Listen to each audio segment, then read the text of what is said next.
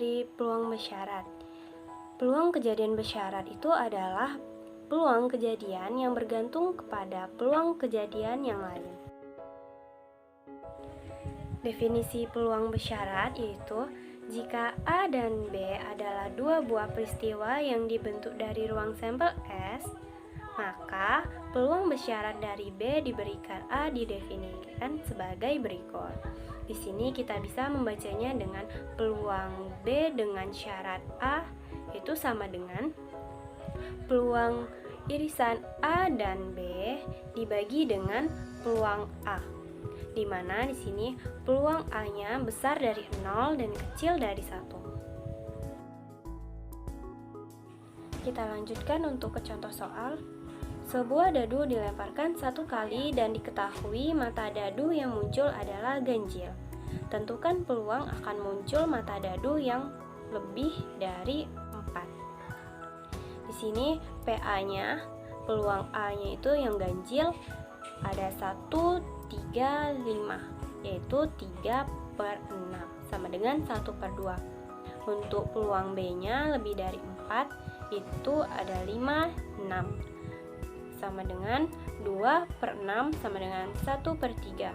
Untuk peluang irisan A dan B ganjil dan lebih dari 4-nya itu adalah 5 sama dengan 1/6. Sehingga peluang B dengan syarat A sama dengan P irisan A dan B dibagi peluang A sama dengan 1/6 dibagi 1/2 sama dengan 1/3. Baiklah teman-teman, sebelumnya teman saya Nur Fauza sudah menjelaskan kepada teman-teman semua mengenai peluang bersyarat. Kali ini saya sebagai pemateri kedua akan menyampaikan materi kedua. Apa materi kedua? Materi kedua yaitu mengenai kejadian independen. Apa itu kejadian independen? Sebenarnya kejadian independen itu sudah tidak asing lagi untuk kita. Kalau dulu itu kita sering mendengarnya dengan istilah kejadian saling bebas. Apa itu kejadian saling bebas? Dua kejadian A dan B dikatakan saling bebas atau independen jika kejadian A tidak mempengaruhi peluang kejadian B atau kejadian B tidak mempengaruhi kejadian atau peluang kejadian A. Bagaimana? Untuk definisi cukup di situ sampai teman-teman pahami. Lalu selanjutnya, dua kejadian A dan B saling independen, maka peluang A irisan B atau peluang A dan peluang B sama dengan peluang A kali peluang B. Di garis bawah ya teman-teman, dikali karena ada kata dan. Saya ulangi sekali lagi. Peluang A irisan B atau peluang A dan B sama dengan peluang A kali peluang B. Itu rumus yang akan kita gunakan. Lalu, untuk sifat-sifatnya bagaimana? Apakah di peluang ini akan ada sifat-sifatnya, Kak? Tentu saja ada. Jika ada dua kejadian A dan B, maka akan muncul 3 sifat. Apa itu sifatnya? Sifatnya yaitu sebagai berikut. Lalu, jika kejadiannya ada 3, kejadian A, B, dan C, maka akan memenuhi 4 sifat. Sifat pertama, peluang A irisan B sama dengan peluang A kali peluang B. Sifat kedua, peluang A irisan C sama dengan peluang A kali peluang C. Dan sifat ketiga, peluang B irisan C sama dengan peluang B kali peluang C.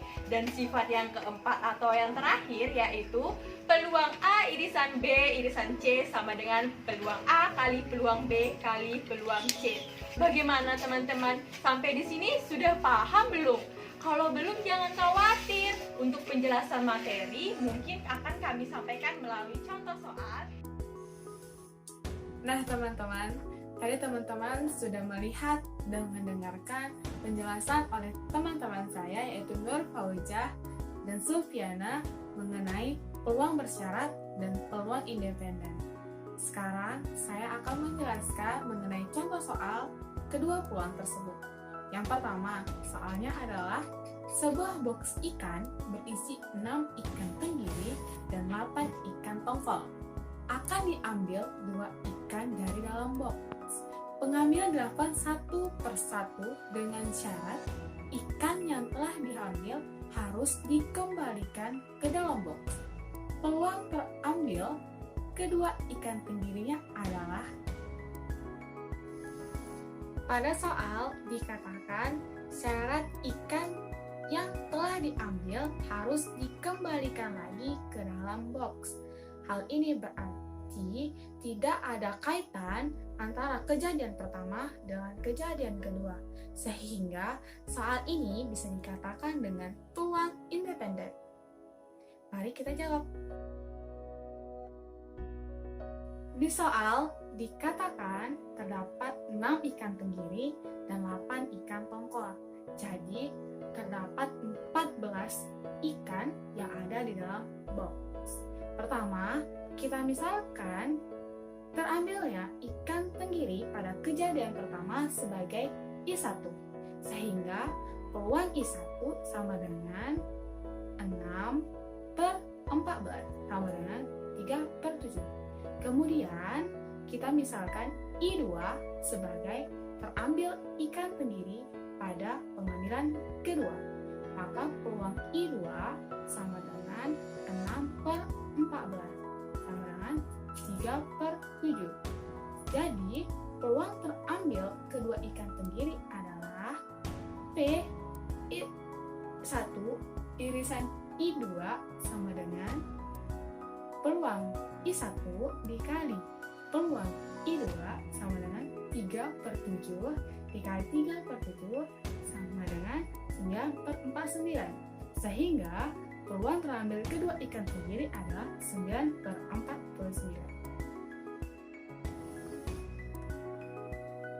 Soal yang kedua, yaitu pada pengundian 2 buah mata dadu, berapakah peluang munculnya mata dadu berjumlah 4 dengan salah satu mata dadunya adalah 3.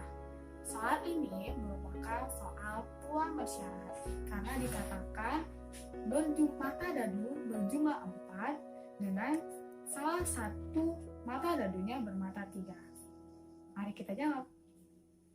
Dari soal diketahui pengundian 2 buah mata dadu, sehingga banyaknya seluruh anggota itu ada 36 atau MS-nya sama dengan 36. Misalkan A sebagai peristiwa munculnya mata dadu berjumlah 4, sehingga banyaknya anggota A itu ada 3, yaitu 1-3, 2-2, dan 3-1. Kemudian kita misalkan B dengan peristiwa munculnya salah satu mata dadu bermata 3, maka banyak anggota B itu ada 11, yaitu 1-3, 2-3, 3-3, 4-3, 5-3, 6-3, 3-1, 3-2, 3-4, 3-5, 3-6. Kemudian kita dapati A irisan B-nya itu ada 2, yaitu 1-3 dan 3-1.